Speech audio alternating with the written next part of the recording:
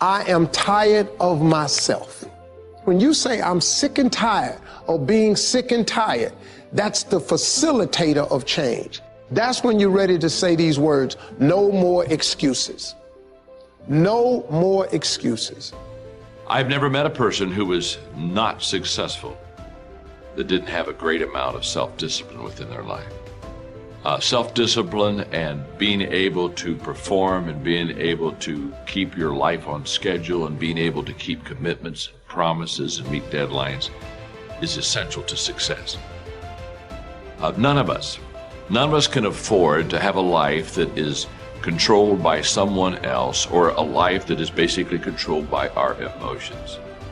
I learned many years ago that there are two kinds of people. There's the type of person who says, I'm going to wait till I feel like it before I do it. And then there's a person who says, I've got to do it so that I feel like it. One will never get anything done because they're still waiting to feel the moment to move. And the other person says, no, I need to move, and then I will begin to feel the moment. Sonia, self-discipline is essential in your life and in my life if we're going to get things done. So I have a challenge for every one of you this weekend. The challenge is simple. As you go through your weekend, and sometimes it's kind of hopefully an easier time of your week, ask yourself, am I practicing self-discipline in my life? Am I doing the things that I should do because I need to do them, or am I kind of waiting to feel the moment? If you don't know this quote, live by it. One can have no smaller or greater mastery than mastery over oneself. That's Da Vinci.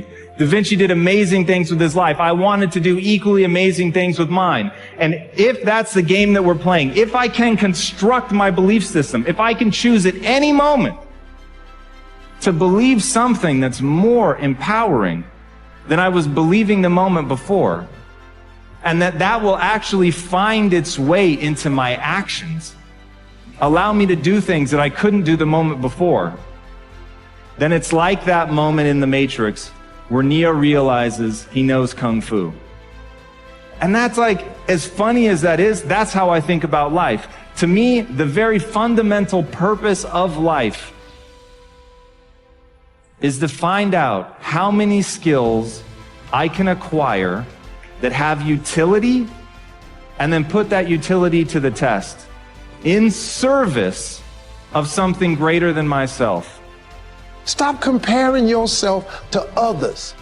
So the first thing you do is stop focusing on other people. Instead, focus on being the best version of you that you can.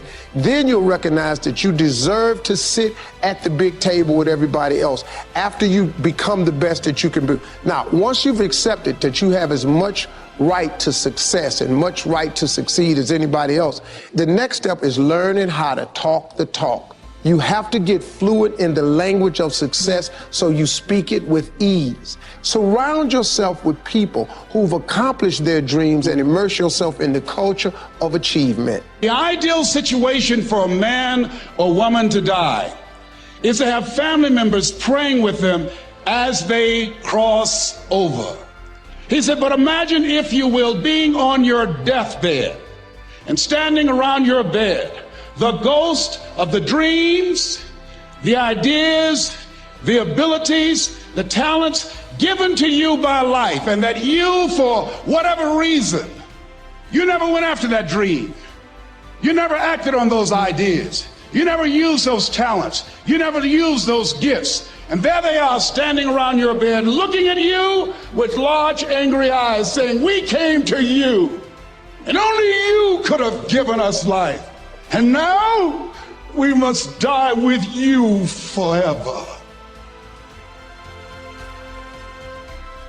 And the question is, if you died today, what dreams, what ideas, what talents, what books, what music, what leadership, what voice will die with you? Miles Monroe, great orator and speaker, said the wealthiest place on the planet, it's not in the Far East where there's oil in the ground. It's not in South Africa where there are diamond mines. He said the wealthiest place on the planet is the cemetery. Because there you'll find greatness that we've never seen. There you'll find talent and genius and potential never actualized. Perhaps that's why Henry David Thoreau wrote the words, "Oh God, to reach the point of death, only to realize that you've never lived." Maybe that's why some unknown writer wrote the words, "What if you live your whole life only to discover that it was wrong? That it was wrong.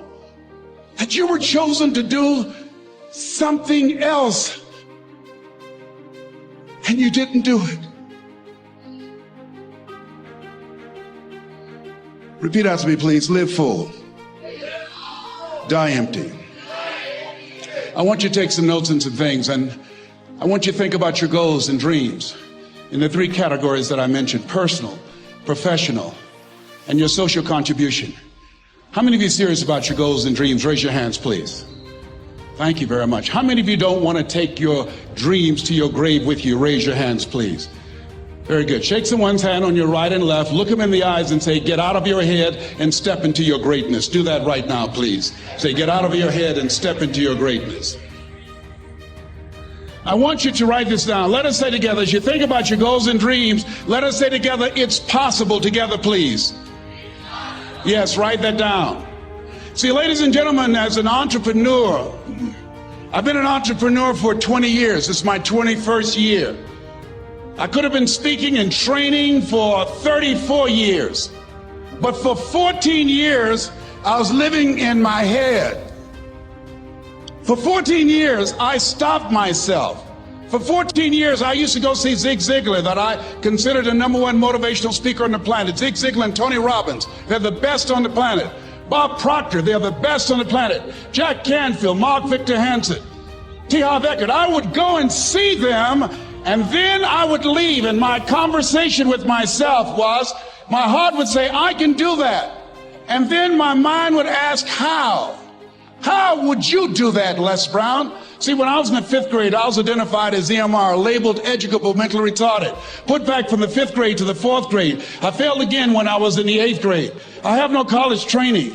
And a man changed my life, and I'll never forget his name, Mr. Leroy Washington. He's in his 80s now, and he's blind from glaucoma, but he gave me a different vision of myself. I was in his class waiting on another student. He came in and said, "Young man, go to the board and work this problem out for me." I said, "Oh, sir, I can't do that." He said, "Why not?" I said, I'm not one of your students." He said, "Look at me." "Yes, sir. Go to the board and work the problem out anyhow." I said, "Sir, I can't do that." He said, "Why?" I said, "Sir, because I'm educable mentally retarded, sir. I'm in special education." And the students started laughing. They said, "That's Leslie. That's not Wesley. He's DT. Wesley is the smart twin." He said, "What does DT stand for?" I said, I'm the dumb twin, sir." And as the students laughed at me, he came from behind his desk, he looked at me and he said, "Don't you ever say that again. Someone's opinion of you does not have to become your reality."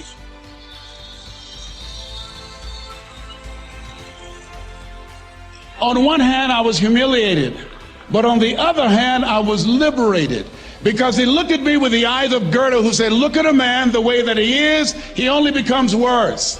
But look at him as if he were what he could be, then he becomes what he should be."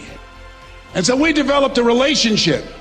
And one of the things that I can just tell you as you think about your goals and dreams, all of us can say in a spirit of integrity that it's possible. That if anybody at any point in time lived their dream, then it's possible that I can live mine. And what I did was, I made a mistake. I looked at my goals and dreams, and my mind said, "How will you do that?" I went from my heart to my mind, and I stayed up there for 14 years. 14 years. I can't bring those 14 years back. Those years are gone.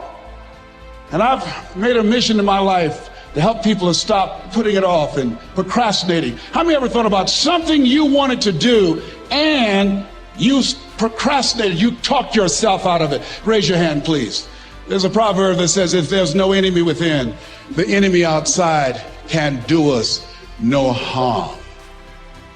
And so, as you look at your goals and dreams, every day we must convince ourselves, we must sell ourselves on that it's possible. Every seminar, every workshop, every book that I've ever read, every speaker that I've ever heard, it interrupted what I was believing about myself. Everything that you do, everything matters. As you go through each day, I know now as I look back at age 63, looking at my life, everything matters. T. Harvey's right. How you do anything is how you do everything. And I realized that the choices I was making was based upon how I saw myself.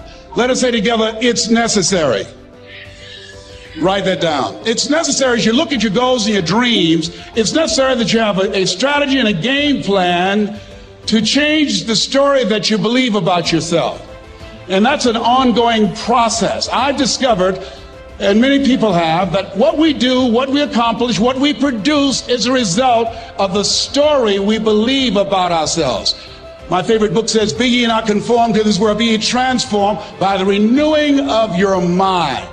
And so as I began to work on myself, I realized that I'm getting out of one story and stepping into another story. As I become aware of some things, there's still some things I'm not aware of. So I'm still growing, I'm still developing. I'm like the lady who said, "Lord, I ain't what I want to be, ain't what I'm going to be, but thank God I sure ain't what I was." But I realized that you have to work on yourself on a regular basis, and write this down, for mental mindset. For mental mindset and stamina. Because things are going to happen to you.